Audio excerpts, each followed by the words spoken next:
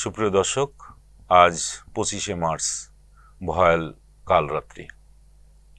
1971 সালের এই দিনে পাক হানাদার বাহিনী তাদের সেই বর্বর হামলা চালিয়েছিল ঢাকার বুকে, মূলত রাজারবাগ পুলিশ লাইন, পিলখানায় বিডিআর, তৎকালীন ইপিআরদের উপর এবং ঢাকা বিশ্ববিদ্যালয়ের শিক্ষক এবং ছাত্রদের উপরে এই হামলা চালানো হয়েছিল। এক রাতে যে গণহত্যা চালানো হয়েছিল, এটা পৃথিবীর ইতিহাসে বিরল একটি ঘটনা। 25শে মার্চ কালরাত্রির এই ঘটনা এর সূত্রপাত হয়েছে মূলত 1970 সালের নির্বাচনের পর থেকে। সংখ্যাগরিষ্ঠ দল হিসাবে আওয়ামী লীগ যখন 167 আসন পেয়ে সরকার গঠনের মতো একটি জায়গায় পৌঁছে গেল, তখন পশ্চিম পাকিস্তানের পিপলস পার্টির নেতা জুলফিকার আলী ভুট্টো বারবার বাগড়া দিতে থাকলেন।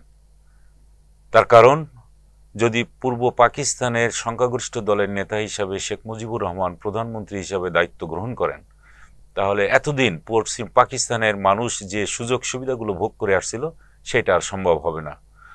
এরও আগে যদি একটু যাই, 1947 সালে এই পাক ভারত উপমহাদেশ ভাগ হওয়ার পরেই পশ্চিম পাকিস্তানের বাহিনী, পেটোয়া বাহিনী মূলত বলবো, পাকিস্তানি বাহিনী তারা বরাবর পূর্ব পাকিস্তানের সংখ্যাগরিষ্ঠ মানুষকে সবসময় ডিপ্রাইভ করে আসছে, বঞ্চিত করে আসছে। এবং প্রথম শুরু হয়েছে 1952 সালে ভাষা আন্দোলনের মধ্য দিয়ে। সেদিনও কিন্তু আমাদেরকে রক্তের বিনিময়ে এই ভাষা, মাতৃভাষা বাংলাকে প্রতিষ্ঠিত করতে হয়েছিল। এরপরে বহু আন্দোলন সংগ্রাম হয়েছে, 69-এর গণ অভ্যুত্থান হয়েছে, সব কিছু হয়েছে এই পূর্ব পাকিস্তানের জনগণই করেছে। এবং তারই ধারাবাহিকতায় যেটা বলবো, 1970 সালের নির্বাচনে এখানে একটি সরকার গঠন করার একটা পরিস্থিতি সৃষ্টি হয়েছিল, সেটাও তারা বাগড়া দিয়ে ফেললো।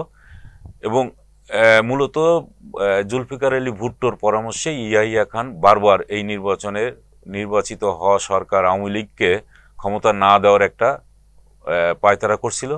প্রথমে জাতীয় পরিষদের অধিবেশন ডাকার জন্যে 1 মার্চ একটা তারিখ ঘোষণা করা হয়েছিল। সেখানে সবাই আসবে বলে একটা ধারণাও হয়েছিল। পশ্চিম পাকিস্তান থেকে পিপলস পার্টির তৎকালীন যে সর্বকনিষ্ঠ এমপি রাজা আহমেদ কাসুরি, তিনি কিন্তু পূর্ব পাকিস্তানে এসেছিলেন, ঢাকায় এসেছিলেন। তখন জুলফিকার আলী ভুট্টো বলেছিলেন, যারা পশ্চিম পাকিস্তান থেকে পূর্ব পাকিস্তানে যাবে তারা ফিরে আসলে পরে তাদেরকে ঠ্যাং ভেঙে দেওয়া হবে, এই ধরনের ঔদ্ধত্যপূর্ণ কথাও বলেছিলেন। যাই হোক, 1 মার্চ যখন জাতীয় পরিষদ অধিবেশন স্থগিত করা হলো, তখন পূর্ব পাকিস্তান, মূলত সারা পূর্ব পাকিস্তান ক্ষোভে ফেটে পড়ে। শেখ মুজিব 3রা মার্চ হরতাল দিলেন, প্রতিরোধ দিবস পালন করলেন এবং বললেন যে 7ই মার্চ তিনি ভাষণ দিবেন রেসকোর্স ময়দানে, সেখানেই নীতি নির্ধারণী ভাষণ দিবেন বলে একটা ধারণা করা হচ্ছিল। এর আগে অর্থাৎ 5ই মার্চ আর্সারকে ব্লাড, ঢাকায় নিযুক্ত মার্কিন কনসাল জেনারেল, তিনি গিয়েছিলেন বঙ্গভবনে একজন আওয়ামী লীগ নেতার, শীর্ষস্থানীয় নেতার কাছে জিজ্ঞেস করেছিলেন যে শেখ মুজিব কি আসলেই 7ই মার্চ স্বাধীনতার ঘোষণা দিবেন? তখন ওই নেতা বললেন যে না, উনি ঘোষণা দিবেন না। অর্থাৎ এটা যুক্তরাষ্ট্র এবং পাকিস্তানের, পশ্চিম পাকিস্তানের নেতাদের একটা আশঙ্কা ছিল, যদি শেখ মুজিব এই দিন স্বাধীনতার ঘোষণা দেন তাহলে পরিস্থিতিটা কি হতে পারে, উত্তপ্ত আরো বেশি হতে পারে, এরকম একটা ধারণা ছিল। যাই হোক, শেখ মুজিব 7ই মার্চ স্বাধীনতার ঘোষণা দিলেন না, তবে সেনাবাহিনীকে ব্যারাকে ফিরে যাওয়ার দাবি জানালেন এবং যে সমস্ত লোক নিহত হয়েছে তাদের ক্ষতিপূরণ দেওয়ার কথা বলা হলো, আর সামরিক আইন প্রত্যাহার করার কথা বলা হলো। এইটা শোনার পরেই ইয়াহিয়া খান জুলফিকার আলী ভুট্টোর সঙ্গেও বসলেন যে এখন কি করা যায়। তখন সিদ্ধান্ত নেওয়া হলো যে 14ই মার্চ তিনি ঢাকায় আসবেন এবং 15ই মার্চ থেকে শেখ মুজিবের সঙ্গে আলোচনা বৈঠক হবে। সেই কাজটিই তিনি করলেন। 14ই মার্চ বঙ্গভবনে আসলেন, 15ই মার্চ শেখ মুজিবকে ডেকে নিয়ে একটা বৈঠক করলেন। সেখানে তিনি শেখ মুজিবকে বললেন যে তুমি যে সামরিক আইন প্রত্যাহারের কথা বললে, এখানে আইনগত সমস্যা আছে এবং সরকার গঠন করতে গেলে দুই পক্ষের আইনজীবীরা বসে বা আইন বিশেষজ্ঞরা বসে ঠিক করবে যে কিভাবে সরকার পরিচালনা করতে হবে, সেই বিষয়টা তারা নির্ধারণ করবে। তো তখন শেখ মুজিব বললেন যে ঠিক আছে, 15 তারিখেই এই বৈঠক হবে।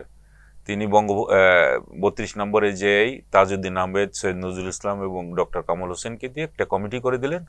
তারা 15ই মার্চ ইয়াহিয়া খানের যে কমিটি ছিল, পীরজাদা, কর্নেল পীরজাদা এবং কর্নেওয়ালিসের নেতৃত্বে যে কমিটি ছিল, তাদের সঙ্গে বৈঠকে বসলো এবং এই শুরু হয়ে গেল। একবার শেখ মুজিব, ইয়াহিয়া খান, আর একবার এক্সপার্টরা বসে মিটিং করতে থাকলো এবং প্রতিদিন মিটিংয়ের পরে ব্রিফিং করা হতো। সাংবাদিকদের প্রশ্নের জবাবে শেখ মুজিব বলতেন যে আলোচনা ফলপ্রসূ হয়েছে। আর আলোচনা ফলপ্রসূ না হলে কি আমি কি এই মিটিং করছি? তো এইভাবে চলতে চলতে ঠিক 23শে মার্চ পর্যন্ত আসলো। সেদিন ছিল পাকিস্তান দিবস। শেখ মুজিব একদিকে কালো পতাকা আর একদিকে বাংলাদেশের পতাকা নিয়েই তিনি বঙ্গভবনের গেটে গেলেন এবং সেখানে পাকিস্তানি সেনাবাহিনীর সদস্যরা তার সঙ্গে অত্যন্ত বাকবিতণ্ডা লিপ্ত হলেন। শেখ মুজিব বললেন যে না, আমি এইভাবেই বঙ্গভবনে ঢুকবো এবং ইয়াহিয়া খানের সঙ্গে আমার আলোচনা হবে। ওই দিন একইভাবে জুলফিকার আলী ভুট্টোর সঙ্গেও কিন্তু সেই দিন একেবারে মুখোমুখি বসে পড়ল। ইয়াহিয়া খান বললেন যে তোমরাই ঠিক করে ফেলো যে কিভাবে সরকার গঠিত হবে। তো শেখ মুজিব ভুট্টোর সঙ্গে বসতে চান নাই, তারপরও দুইজন বসে সামান্য কথা বিনিময় হলো, কিন্তু প্রক্রিয়া সম্পর্কে কোনো রকম আলোচনা হলো না। বলা হলো যে আইনগত দিক এটা দেখবেই হচ্ছে এক্সপার্ট কমিটি যেটা করা হয়েছে, সেটা 24 তারিখেই তারা সিদ্ধান্ত নেবে কোন জায়গায় যেতে পারে। ডক্টর কামাল হোসেন যে বইটা লিখেছেন সেটার কথা হচ্ছে কেন যুদ্ধ অনিবার্য ছিল। সেখানে তিনি বলছেন যে 24 তারিখে যখন আমরা মিটিংয়ে বসলাম, তখন পাকিস্তানটা কিভাবে পরিচালিত হবে, কনফেডারেশন নাকি, তা বাংলাদেশের পক্ষ থেকে বলা হলো যে কনফেডারেশন হিসেবেই পরিচালিত হবে। কিন্তু ইয়াহিয়া খান বলে দিলেন যে না, এটা ইউনিয়ন হবে, পাকিস্তান ইউনিয়ন হিসাবে গঠিত থাকবে, এর একজন প্রধানমন্ত্রী থাকবে, প্রেসিডেন্ট হিসাবে থাকবেন ইয়াহিয়া খান। অর্থাৎ শেখ মুজিব একেবারে নিশ্চিন্ত হয়ে গেলেন যে তিনি প্রধানমন্ত্রী হচ্ছেন।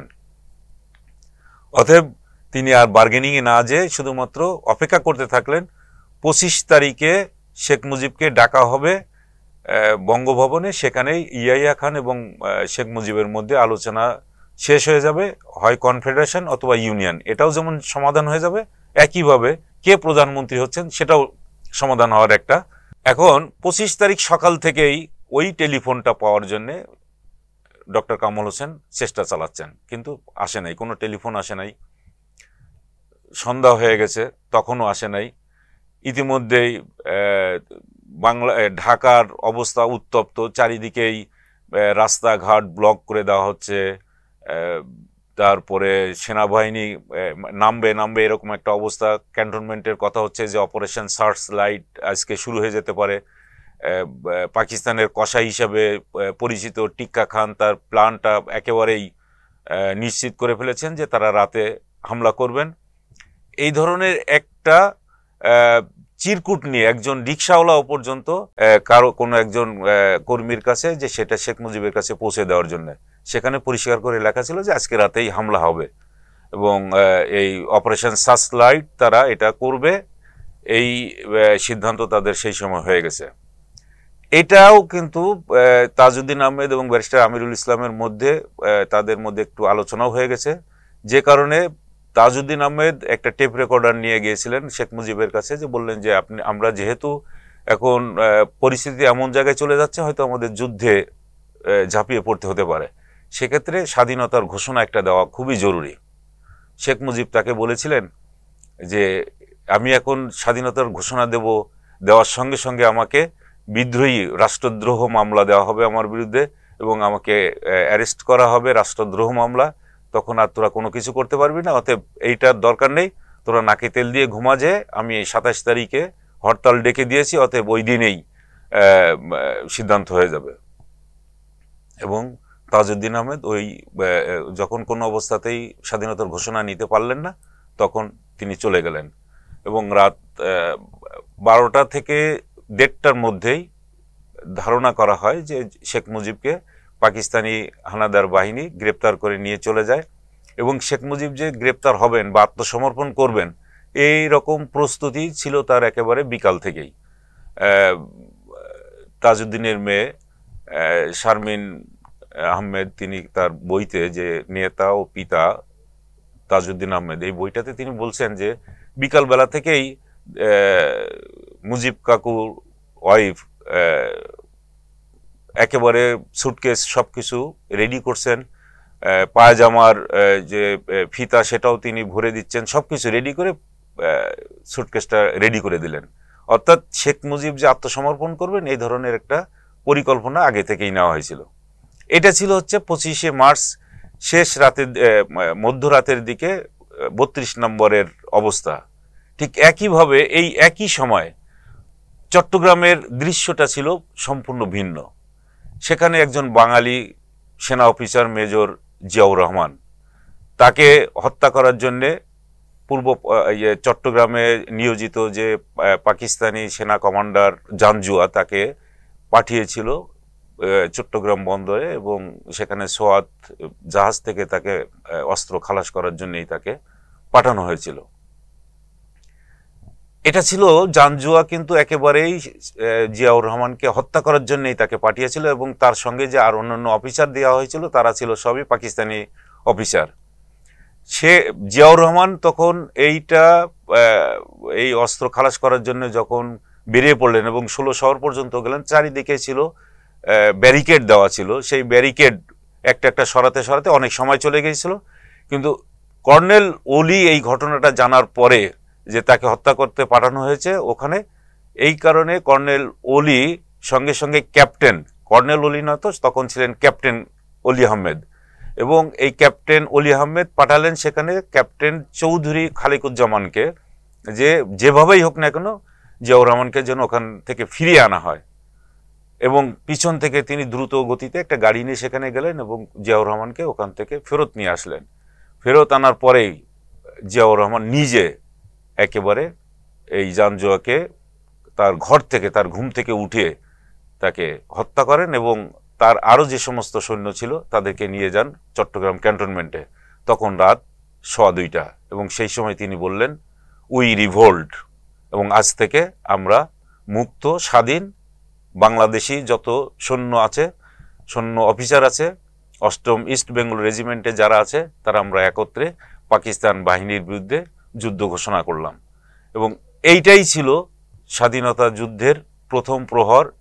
1971 সালের 26 মার্চ প্রথম প্রহরে জিয়াউর রহমান স্বাধীনতার ঘোষণাটা দেন। পরের দিন তারা পায়ে হেঁটে সেই ফটিকছড়ি থেকে চলে গিয়েছিলেন পটিয়া থেকে পরের দিন স্বাধীন বাংলা বেতার কেন্দ্র, যেটাকে বলি আমরা কালুরঘাট বেতার কেন্দ্র, সেখান থেকে তিনি নিজের হাতের লেখা স্বাধীনতার ঘোষণা দেন এবং নিজেকে প্রথমেই প্রেসিডেন্ট হিসেবে, অস্থায়ী প্রেসিডেন্ট হিসেবে নিজেকে ঘোষণা দেন। সেই ঘোষণা কিন্তু কয়েকদিন ধরে ছিল, এবং কলকাতায় যখন তাজউদ্দিন আহমেদরা যখন প্রবাসী সরকার গঠন করেন 17 এপ্রিল পর্যন্ত, সেই সরকারই মূলত এই পূর্ব পাকিস্তানে, তৎকালীন পূর্ব পাকিস্তান এবং বর্তমান বাংলাদেশে সেই সরকারই দেশ পরিচালনা করে যাচ্ছিলেন। শুধু তাই নয়, জিয়াউর রহমানের নেতৃত্বে চট্টগ্রামে যে যুদ্ধটা হয়েছিল সেই যুদ্ধও ছিল স্মরণীয়, যেটাকে তাজউদ্দিন আহমেদ তার ভাষণেই বলেছিলেন, জিয়াউর রহমানের নেতৃত্বে আমাদের পূর্বাঞ্চলে যেভাবে যুদ্ধ চলছে তার নাম স্ট্যালিনগ্রাডের পাশে স্থাপন করা সম্ভব। এইটা ছিল আমাদের সেনাবাহিনীর কত অগ্রগতি। এবং তারা 4 এপ্রিল সিলেটের তেলিয়াপাড়া চা বাগানে, সেখানে যারা সেনা কমান্ডার ছিলেন আমাদের মেজররা, এবং সেখানে হাজির হয়েছিলেন মুক্তিযুদ্ধের সর্বাধিনায়ক কর্নেল এমএজি ওসমানী, তিনিও হয়েছিলেন। এবং বাংলাদেশকে যুদ্ধক্ষেত্রে পরিণত করার জন্য 4টা ভাগে ভাগ করা হয়েছিল, 4টা ডিভিশনে ভাগ করা হয়েছিল। তারাই মূলত এই যুদ্ধের পরিকল্পনাগুলো করছিলেন। ততক্ষণে বাংলাদেশে যারা রাজনীতি করেছেন সেই রাজনীতিবিদরা কোনো অবস্থাতেই কিন্তু সামনে এগিয়ে আসেন নাই। বাংলাদেশের স্বাধীনতার যুদ্ধটা মূলত যে রাজনৈতিক নেতারা ব্যর্থ হয়েছিলেন তার উজ্জ্বল দৃষ্টান্ত হচ্ছে যে আমাদের সেনাবাহিনীর সদস্যরা তারা এগিয়ে গেলেন, নিজেদেরকে সুসংগঠিত করলেন, কিন্তু কোনো ঘোষণা পেলেন না রাজনৈতিক নেতৃত্বের কাছ থেকে। ঘোষণা পেলেন প্রবাসী সরকারের কাছ থেকে 17 এপ্রিল, যেদিনকে অস্থায়ী সরকার গঠিত হলো বা প্রবাসী সরকার গঠিত হলো, যুদ্ধকালীন যে সরকার পরিচালিত হবে সেইটা। এবং ওইখানে যত আওয়ামী লীগের নেতা কর্মী ছিল তারা কখনোই কিন্তু যুদ্ধক্ষেত্রে আসে নাই। যুদ্ধক্ষেত্রে কিভাবে অস্ত্র চালাতে হয়, মেশিন গান চালাতে হয়, রাইফেল চালাতে হয়, এই ঘটনা কিন্তু তারা কেউ দেখে নাই। আমাদের এই গত 9 বছর, সেই 26শে মার্চের পর থেকে 16ই ডিসেম্বর পর্যন্ত 9 মাস, দীর্ঘ 9 মাস যে স্বাধীনতা যুদ্ধটা হয়েছে, সেখানে মূলত 11টি সেক্টরে সেনাবাহিনীর মেজররা যারা সেক্টর কমান্ডার হিসেবে দায়িত্ব পালন করেছেন তারা, এবং বাংলাদেশের সাধারণ জনগণ, আপামর জনগণ, কৃষক, শ্রমিক, ছাত্র, মেহনতি জনগণ এই যুদ্ধে অংশগ্রহণ করেছিল এবং সেই যুদ্ধের মধ্য দিয়েই আমাদের স্বাধীনতা অর্জিত হয়েছিল। এখানে আওয়ামী লীগের নেতৃত্বে কোনো ঘটনাই আসলে ঘটে নাই। তারা মুক্তিযুদ্ধ কেমন ছিল সেটাও পর্যন্ত জানে না। এবং শেখ মুজিবুর রহমান নিজে, ডক্টর কামাল হোসেন, এবং ডক্টর কামাল হোসেন এখনো বেঁচে আছেন, তারা শেখ মুজিব পাকিস্তান কারাগারেই অবস্থান করেছেন, সেখানেই তাকে রাখা হয়েছে। বাংলাদেশে কিভাবে যুদ্ধ হয়েছে সেই যুদ্ধ সম্পর্কে তিনি জানেনও না। অর্থাৎ নেতৃত্ব দেওয়ার কোনো প্রশ্নই ওঠে না। শেখ মুজিব যে নেতৃত্ব দিয়েছেন বলে বলা হয়, সেটাও কোনো অবস্থাতে খাতা কলমে বা কোথাও এটার তথ্য প্রমাণ পাওয়া যাবে না। মুখে বলা যাবে, হয়তো মিথ তৈরি করা যাবে শেখ মুজিবের নেতৃত্বে মুক্তিযুদ্ধ হয়েছে, কিন্তু তার নেতৃত্ব কোথাও এই 9 মাসের মধ্যে কোথাও প্রতিষ্ঠিত হয় নাই বা কোথাও দেখা যায় নাই। এটাই ছিল আমাদের মুক্তিযুদ্ধের মূল যে ঘটনা, যেটা বলা উচিত, সেটাই হচ্ছে আমাদের এই স্বাধীনতা যুদ্ধ। ভালো থাকবেন সবাই, সুস্থ থাকবেন, চ্যানেল জেড এর সঙ্গেই থাকুন। আল্লাহ হাফেজ।